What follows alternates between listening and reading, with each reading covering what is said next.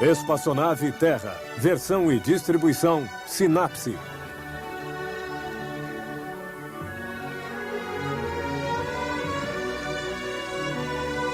Terra, nossa nave espacial. Bem-vindo a bordo para esta viagem de 1 ano em torno do Sol. Estamos aqui. Alcançaremos a estação solstício em 2 semanas. Esta semana, vamos ver como os astros são ligados entre si. O pequeno planeta Mercúrio fica tão perto do Sol que não podemos vê-lo, exceto quando ele se desloca ao máximo, como esta semana. Após o pôr do Sol, Mercúrio tem tempo para brilhar. Mercúrio é o planeta mais próximo ao Sol. Aquele que gira mais rápido em sua órbita, uma volta completa em 3 meses, 4 vezes mais rápido do que a Terra. Mercúrio deve obrigatoriamente girar muito rápido para ficar em órbita, para contrabalançar a enorme força de atração que o liga ao gigantesco Sol bem próximo. A força de atração do Sol deteve a rotação de Mercúrio em torno de seu eixo e o faz girar bem lentamente em 59 dias, ao invés de um dia como na Terra. Acontece que uma zona de Mercúrio que passou na sombra volta para o Sol porque sua rotação muito lenta faz com que o Sol o agarre. Neste lugar, poderíamos ver o Sol se pôr no horizonte e depois voltar novamente durante alguns dias. Mesmo de dia, o céu fica negro e estrelado porque não existe atmosfera. Não existe ar, não existe céu azul, mas ainda assim, duplos pôr de sol.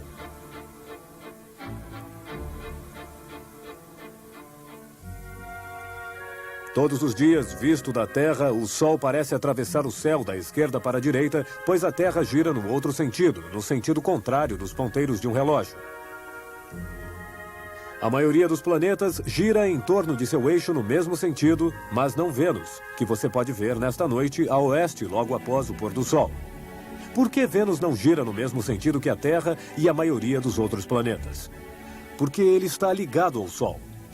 Como Vênus se encontra mais perto do Sol do que a Terra, as forças de atração do Sol agem com vantagem sobre Vênus e principalmente sobre a atmosfera muito densa que envolve Vênus. Essa atmosfera de gás carbônico e de azoto tem uma pressão 100 vezes mais forte do que a nossa atmosfera terrestre. Astronautas poderiam flutuar nela sem paraquedas, estando, é claro, protegidos do calor de 400 graus centígrados. As forças de atração do Sol deformaram essa densa atmosfera venusiana. Durante bilhões de anos, essa deformação teria ralentado a rotação e desequilibrado o planeta a ponto de pará-lo e fazê-lo voltar lentamente em sentido inverso. O planeta também pode, desequilibrado, ter sido perturbado, o que explicaria sua rotação em sentido contrário ao de todos os outros planetas. Os planetas gigantes, Saturno e Júpiter, também agem sobre sua redondeza. A massa de Saturno é 100 vezes a da Terra, a de Júpiter 300 vezes. A enorme força gravitacional de Júpiter se estende a 800 milhões de quilômetros à sua direita e à sua esquerda. Sua órbita é povoada por 2 grupos de asteroides, os troianos, que flutuam no espaço a 60 graus de Júpiter, onde há um equilíbrio entre as forças gravitacionais. Os troianos formam, com Júpiter e o Sol, triângulos iguais que giram em torno do Sol com a mesma velocidade que Júpiter. O mesmo fenômeno acontece em tamanho reduzido em torno de Saturno. 3 de seus satélites, Tétis, Calipso e Telesto, gravitam na mesma órbita em ângulos de 60 graus. E numa outra órbita saturniana, ainda 3 satélites a 60 graus um do outro. Inscrevendo círculos em torno de cada satélite, esses círculos se encontram onde o vizinho está. É apenas em torno de Saturno que satélites dividem uma mesma órbita. Assim, eles desenham em tamanho grande a forma universal do hexágono que nós vemos em formato pequeno por toda a natureza, em pétalas de flores e cristais de neve.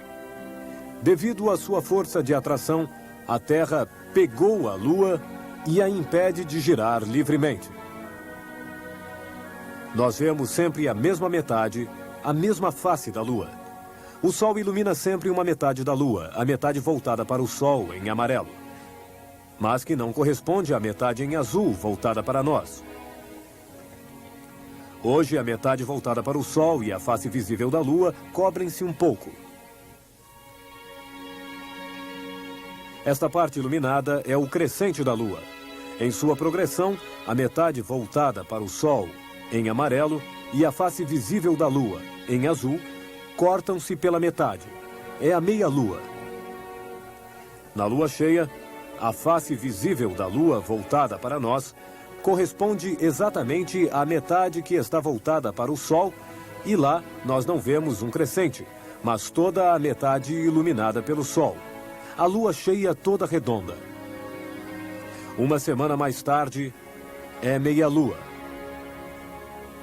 Depois, na lua nova, quando a lua está alinhada com o Sol, este ilumina a face da lua em amarelo, que da Terra nós nunca vimos.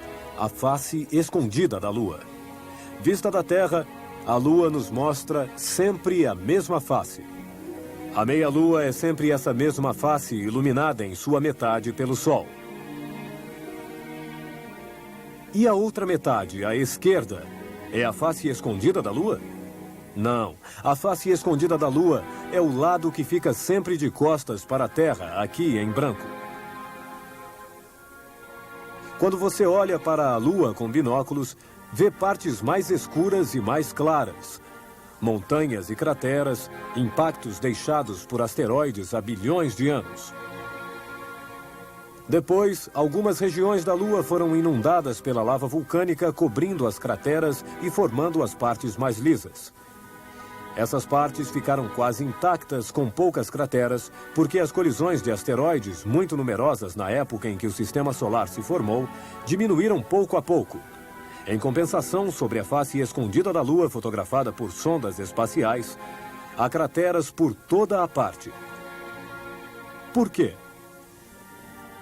Esse é o lado que não é protegido pela Terra, o lado que é voltado para o exterior, e é de lá que vêm os asteroides, não do lado da Terra.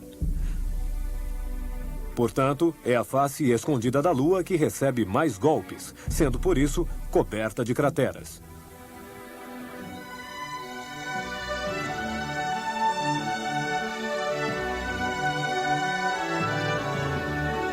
Boa viagem, todos em órbita.